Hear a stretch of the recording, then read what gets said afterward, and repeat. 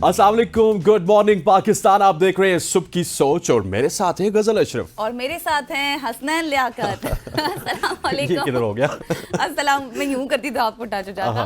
अस्सलाम वालेकुम, good morning, welcome to सुबह की सोच। आज जुम्मा मुबारक है आप सबको। हसनैन, आपको भी जुम्मा मुबारक।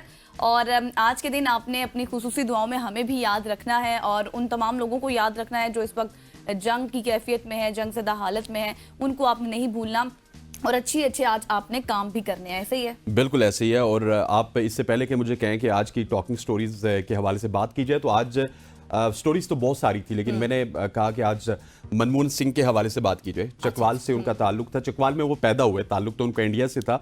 चकवाल में पैदा होने वाले मनमोहन सिंह जो कि 2 बार भारतीय प्राइम मिनिस्टर रहे, कांग्रेस से इनका ताल्लुक था, इकोनॉमिस्ट से बहुत अच्छे। और जब उनका दौर था तो इतनी ज़्यादा रंजिशें नहीं थी पाकिस्तान और भारत के दरमियान, और एक अच्छे प्राइम मिनिस्टर थे इंडिया के भी। इन्हीं के दौर में आईटी ने बहुत ज़्यादा तरक्की की, इंडिया ने जो इकोनॉमी में तरक्की की वो इन्हीं के दौर में की। वो इंतकाल कर गए और उनकी फैमिली के साथ जितने भी लोग हैं उनके साथ हमारा इज़हार ताज़ियत। एग्जैक्टली। और पहले वो इकोनॉमिस्ट, फिर उसके बाद पॉलिटिशियन, फिर इस तरह से जिस तरह से उन्होंने टर्न किया, फिर जैसे हसनैन ने आपको बताया कि आईटी में उनकी बहुत ज़्यादा खिदमात हैं। लेकिन सबको एक ना एक दिन जाना ही होता है। हम यही दुआ करते हैं कि अल्लाह ताला उनकी रूह को बख्शे और उनके लिए जो है हम दुआ ही कर सकते हैं। आज हमारे पास जी बहुत सी अच्छी स्टोरीज भी हैं। बिल्कुल, हाँ जी, सोशल स्टोरीज।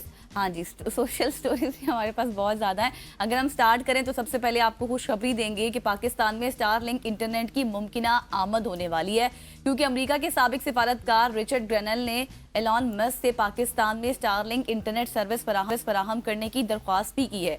उनके ट्वीट ने 2.7 मिलियन से ज़्यादा व्यूज़ भी हासिल कर लिए हैं, जिससे इस मामले पर तवज्जो मजीद बढ़ गई है। पाकिस्तान की वजीर बराए इंफॉर्मेशन टेक्नोलॉजी शीजा फातिमा ने तस्दीक की है कि स्टारलिंक ने पाकिस्तान में काम करने के लिए लाइसेंस की दरख्वास्त दी है, लेकिन कंपनी की रजिस्ट्रेशन होने की वजह से ये अमल ताखीर का शिकार है। अगर इस दरख्वास्त को मंजूरी मिल गई तो पाकिस्तान में इंटरनेट की फराहमी में इनकलाब भी आ सकता है। बिल्कुल ऐसे ही है। और फिर हमारी गवर्नमेंट सोचेगी कि कोई और वीपीएन लगाना चाहिए, कुछ और फायरवॉल लगानी चाहिए।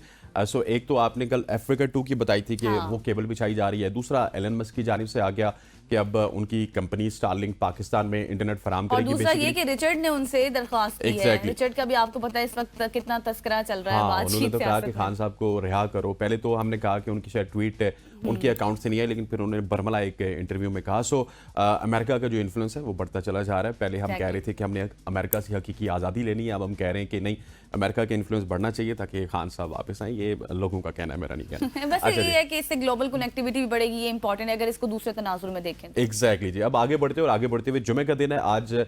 कुछ इस्लामिक स्टोरीज भी आपके साथ शेयर करनी है। सबसे पहले मैं बात करना चाहूँगा कुरानी नुस्खे की। इसके हवाले से बात होती है कि दुनिया के कितने बड़े नुस्खे हैं।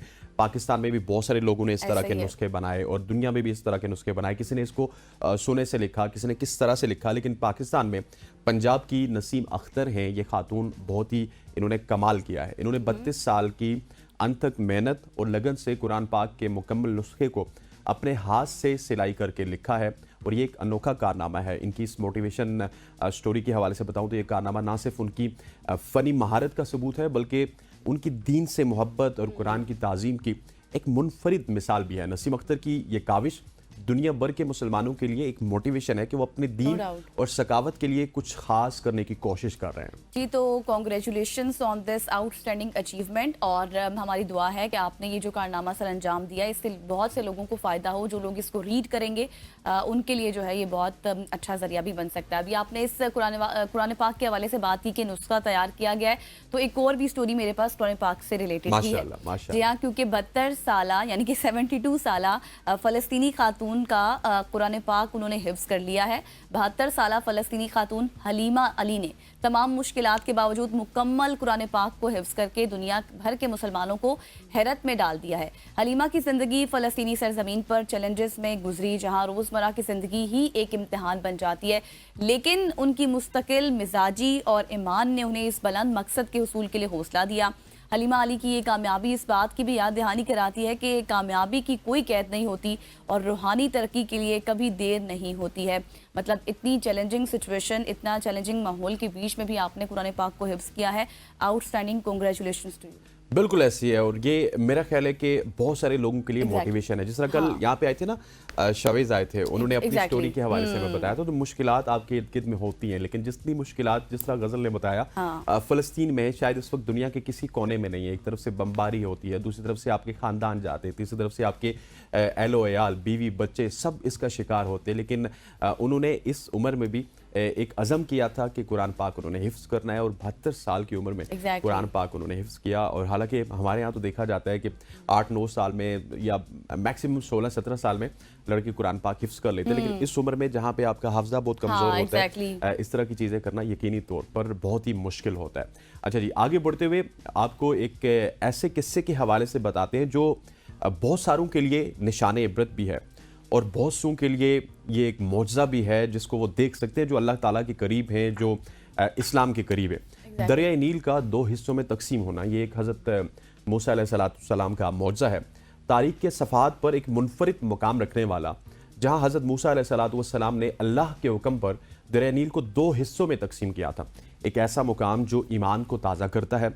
इस मुकाम पर दरिया नील के 2 हिस्सों में तकसीम होने के निशानात अब भी बाकी हैं, Exactly. जो कि लोगों के लिए इबरत भी है, जैसा मैंने पहले आपको बताया, और निशानी भी है। ये वो वक्त था जब फ़िरौन अपनी फ़ौज के साथ बनी इसराइल के पीछे था, लेकिन अल्लाह की मदद से हज़रत मूसा अलैहिस्सलाम ने अपनी लाठी से दरिया नील को तकसीम किया और बनी इसराइल महफूज रास्ते से गुजर गए। ये वाक़या अल्लाह की कुदरत और उनकी अज़मत की एक मिसाल है और अंबिया अलैहिस्सलाम को इस तरह के मौज़े मिलते रहते हैं और ये ईमान रखने वालों के लिए यकीनी तौर पर निशानी है, दर्स है और हिदायत का ज़रिया है। एग्जैक्टली मुझे नहीं लगता है कि इसके ऊपर मजीद कोई एलेबोरेट करने की ज़रूरत है कि अब जैसे हम आज के दिन में, आज के दौर में हम भूल जाते हैं इस तरह की निशानियाँ, जो इस तरह की मिसालें माजी में गुजर चुकी हैं। तो इन चीज़ों को साथ साथ हमारा बताने का मकसद यही है कि याद रखना बहुत ज़्यादा ज़रूरी है।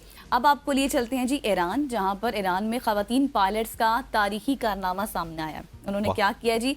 सारी वैसे स्टोरीज ख़वातीन की हैं। एक पंजाब से ख़वातीन आ गई नसीम, फिर फ़लस्तीन से आ गई और अब ईरान से आ गई माशाल्लाह से, और सारी ही अच्छा काम कर रही हैं। एक ने कुरान को लिखा, एक ने कुरान को हिफ्ज़ किया, और ये जो काम कर रही हैं ये कम्युनिटी के लिए बहुत अच्छा है। जी हाँ, और ये चीज़ की बता रही है कि वुमेन्स जो है वो हर फील्ड में शाना बशाना होती है। वैसे अब तो होना भी चाहिए। पाकिस्तान की मिसाल ले ले तो 52-54% हो गए हैं आप लोग। Exactly, no doubt. आपको अब हम अकलियत में है ना, आपको जल्दी हो रही है? अकलियत के हुकूक का ख्याल रखना चाहिए। लेकिन अभी भी ऐसे बहुत से लोग हैं, मर्द हजरात भी हैं जो कि बहुत टैलेंटेड हैं। हाँ। वो काम करते हैं और आगे जाते हैं। आप एक बहुत बड़ी मिसाल मेरे साथ बैठे हुए हैं। अच्छा जी, तो आपको बताते हैं कि खवातीन ने एक्चुअली में किया क्या है। खातून पायलट और खवातीन की टीम पर मुश्तमिल फ्लाइट अमले ने मशहद एयरपोर्ट पर कामयाबी से लैंडिंग की, और ये कारनामा ना सिर्फ हवाबाजी में खवातीन की शिरकत को जाहिर करता है, बल्कि ये सिनफी मसावात की तरफ एक अहम कदम भी है, जैसे हम डिस्कस भी कर रहे थे। ये कामयाबी इस बात का भी सबूत है कि खवातीन किसी भी मैदान में पीछे नहीं है और वो अपने ख्वाबों को हकीकत में भी बदल सकती हैं। बिल्कुल ऐसे। आपको बहुत बहुत मुबारक हो। खवातीन के हवाले से जब भी बात होती है, पाकिस्तान में, पंजाब में, केपी में, इस तरह की बहुत सारी खवातीन होती हैं जिनकी हम डेली के औकात में आपकी मुलाकात करवाते हैं। डेली वो कोई ना कोई खातून सुबह की सोच पे भी मौजूद होती है, अपनी कामयाबियों के हवाले से बताती है, और इस तरह की खबरें जब भी आती है तो काफ़ी हौसला अफजा होती है। स्पेशली मुस्लिम कम्युनिटी से आना काफ़ी हौसला अफजा इस वजह से भी होती है कि मुस्लिम्स के हवाले से एक दुनिया में एक परसेप्शन बनाया हुआ कि शायद खवातीन को बहुत ज़्यादा रोकथाम करते हैं, लेकिन ऐसा नहीं है। हमारी खवातीन भी बहुत सारे शोबों में दुनिया की दूसरी खवातीन को कम्पीट भी करती हैं। अच्छा जी, अब मेरे पास एक खबर ऐसी है जो थोड़ी सी खतरनाक है। अच्छा। हाँ, कोविड के हवाले से जब हम बात करें तो 2020 में हमने देखा कि कोविड वायरस आया, पूरा पाकिस्तान, पूरी दुनिया बंद हुई। इसी तरह के एक वायरस के हवाले से बात हो रही है कि अब वो दुनिया में फैलना स्टार्ट हो चुका है। ऑस्ट्रेलिया में, फिर यूएई में इस हवाले से प्रिकॉशंस लेना स्टार्ट कर दिए।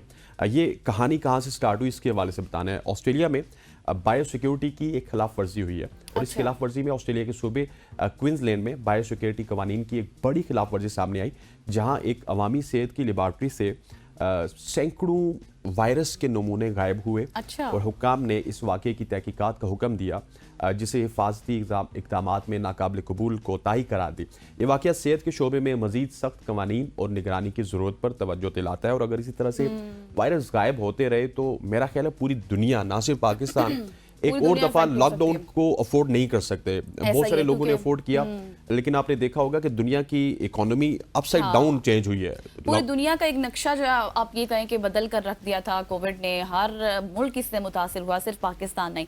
आगे बढ़ते हैं, बहुत इंटरेस्टिंग हमारे पास न्यूज़ है जी। गिलाफ काबा की तैयारी में पाकिस्तान का तारीखी किरदार, इस रिलेटेड आज हम आपको बताने वाले हैं, क्योंकि पाकिस्तानी पूरी दुनिया में अपने जो एक्सपीरियंस है उसको, अपने तजुर्बात और मेहनत और लगन की वजह से फेमस है। जी हाँ, मैं बात कर रही हूँ 1962 की, जब गिलाफ काबा की तैयारी का एजाज़ एक पाकिस्तानी ताजिर वहीदुद्दीन अंसारी को हासिल हुआ, जिन्होंने ये गिलाफ कराची में तैयार किया। और ये पाकिस्तान की तारीख का एक अहम वाक़या है, जो इससे पहले शायद हम लोग नहीं जानते होंगे, आप लोग भी, जो हमारे मुल्क के हुनरमंदों और दीनी अकीदत की अक्कासी करता है। वहीदुद्दीन अंसारी की ये काविश आज भी मुसलमानों के दिलों में एहतराम और फ़ख्र के जज्बात पैदा करती है। माशाल्लाह जी, ये ज़बरदस्त खबर है। और जब पाकिस्तान और सऊदीया और गुलाफ काबा की खबर आती है तो वैसे भी एज ए मुस्लिम हमारे जो जज्बात हैं वो उभर के सामने आते हैं। और आप देखेंगे कि पाकिस्तान का जो किरदार है, नॉर्मली जब हम इस तरह की बातें करते हैं तो उस पर काफ़ी ज़्यादा होता है। गुलाफ काबा की बात की जाए और इस्लामी चीज़ों की बात की जाए, उस हवाले से ख़वातीन हज़रात यहाँ पर वक्त हुआ चाहता है एक शॉर्ट सी कमर्शियल ब्रेक लेंगे। और जब वापस आएंगे तो हम बात करेंगे क्रिकेट के हवाले से। हमारे साथ मौजूद होंगे मुल्क पाकिस्तान का एक बहुत बड़ा नाम, doctor Noman Niyaz. Stay with us.